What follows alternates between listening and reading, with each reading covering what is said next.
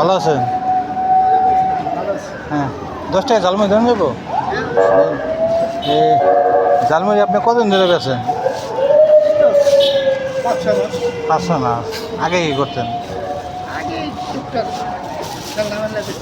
ও, তাহলে ঝালমুড়ি বেচে কি ভালো আছেন আল্লাহর মতে?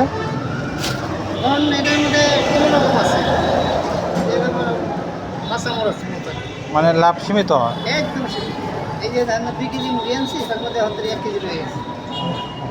রিজিকে মালিক আল্লাহ, সব হবে।